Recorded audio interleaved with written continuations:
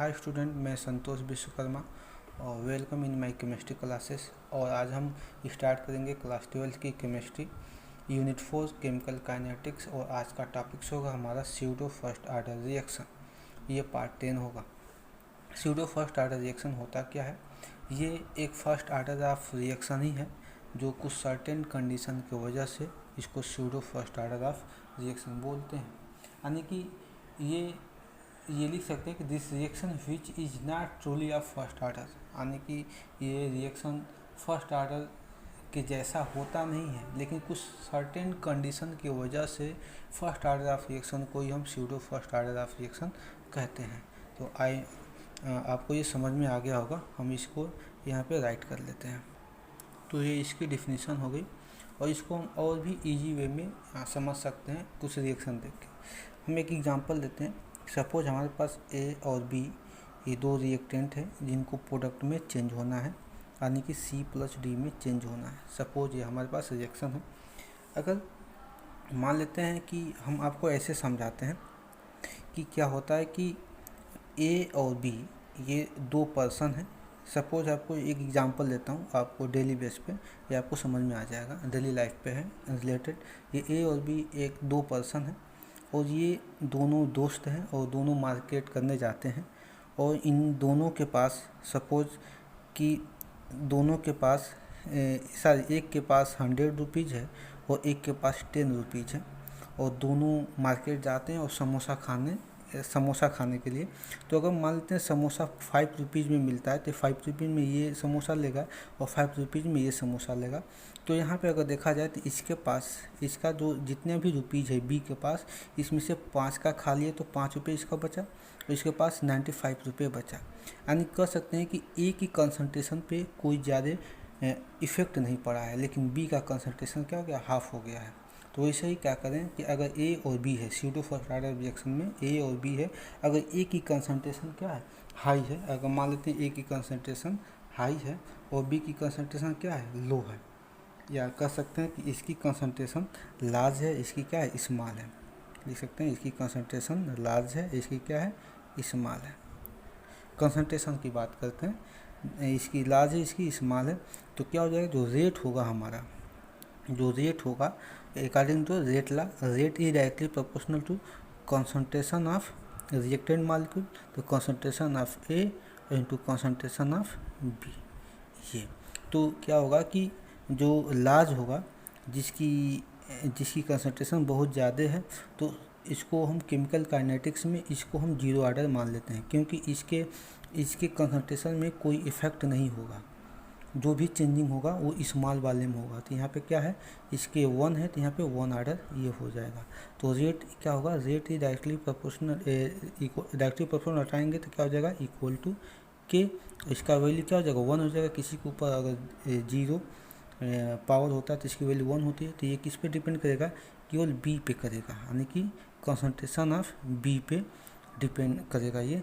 तो इसलिए क्या कहते हैं, इसको pseudo first order of reaction कहते हैं। बहुत इजी है क्योंकि इसकी अमाउंट क्या है, लार्ज है, इसकी अमाउंट स्मॉल है। तो रेट ऑफ रिएक्शन केवल स्मॉल अमाउंट पे ही डिपेंड करेगा। तो उस टाइम में जो लार्ज अमाउंट होता है वो कांस्टेंट हो जाता है और उसका पावर, उसकी कंसंट्रेशन का जो पावर होता है वो 0 हो जाता है। तो उस कंडीशन में ये क्या होती है कि इसको हम pseudo first order of reaction कहते हैं। अगर एग्जांपल देखें, एग्जांपल देख लेते हैं। एग्जांपल बहुत सारा एग्जांपल। तो अगर हम एग्जांपल देखें, देखिए यहाँ पे अगर हमारे पास एक एग्जांपल लें, बेसिकली जैसे CH3COO C2H5 एग्जांपल है। इसको हम अगर हाइड्रोलिसिस करते हैं, हाइड्रोलिसिस कर दें H+ के प्रेजेंस में, तो ये बन जाएगा CH3COOH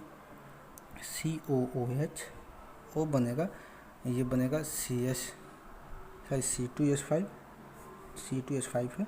तो यहाँ पे C2H5 और ये बन जाएगा OH, C2H5 और OH बन जाएगा। तो आप देखिए इसकी अमाउंट क्या होगा, हमेशा स्मॉल होगी अमाउंट, और वाटर तो सॉल्वेंट होता है, इसकी अमाउंट हमेशा ज़्यादा होगी, यानी कि इसकी अमाउंट क्या होगी, लार्ज होगी। तो लार्ज होगी तो इसकी कंसंट्रेशन, इसका जो ये क्या होगा, ये हो जाएगा आपका कांस्टेंट हो जाएगा, यानी कि ये इसको हम कांस्टेंट मान लेंगे। इसकी कंसंट्रेशन टोटल क्या हो जाएगी, कांस्टेंट हो जाएगी। जो रेट होगा यहाँ पे, तो rate is directly proportional to only small molecule पे, यानी कि इस पे स्मॉल रिएक्टेंट मॉलिक्यूल पे, यानी कि CH3 COO C2H5 पे। तो इसी को बोलते हैं pseudo first order of reaction, क्योंकि अगर इसको भी लिखेंगे तो इसका हम पावर 0 कर लेंगे, इसकी वैल्यू क्या हो जाएगी, वाटर की वैल्यू अगर पावर 0 होगी तो 1 हो जाएगी। लेकिन यहाँ पे अगर हम 1 लिखते हैं तो ये केवल इसी के प्रोपोर्शनल हो जाएगा। अगर आप लिखना चाहें वाटर के लिए तो वाटर का भी लिख सकते हैं, वाटर का यहाँ पर बस 0 लिख देंगे, यहाँ पे 1 लिख देंगे। तो यहाँ पे रेट क्या हो जाएगा, रेट इक्वल टू के, ये हो जाएगा CH3 COO C2H5 पे पावर 1, यानी कि इस कंडीशन में इसको बोलेंगे pseudo first order of reaction.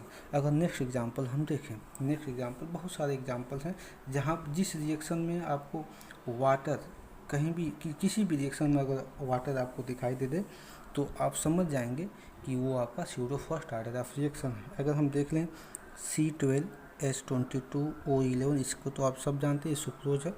अगर इसको हम हाइड्रोलिसिस कर लें वाटर के साथ H+ के प्रेजेंस में, तो ये ग्लूकोज बनाता है और फ्रक्टोज बनाता है। दोनों का फार्मूला सेम होता है, इसको आगे हम पढ़ेंगे।